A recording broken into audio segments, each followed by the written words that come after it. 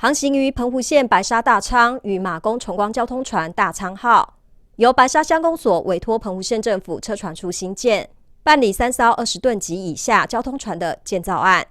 第一艘大昌号已完成交船并在营运中，另外2艘元贝号及鸟语号也陆续交船投入蓝色公路。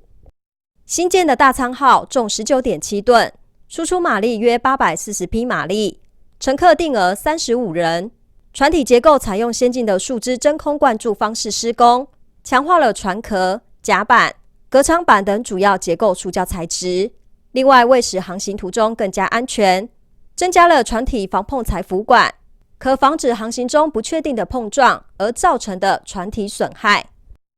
今年经济部工业局委托中国造船暨轮机工程学会办理船舶奖及游艇奖选拔决选，经过专业评审评选后，澎湖县白沙乡首艘新建的离岛交通船大昌号荣获特色船舶奖，也让大昌号除了提供离岛交通便利性外，更添荣誉象征。消息传来，鼓舞澎湖县车船管理处及白沙乡公所承办人员辛劳，未来希望航程圆满顺利。记者陈荣玉报道。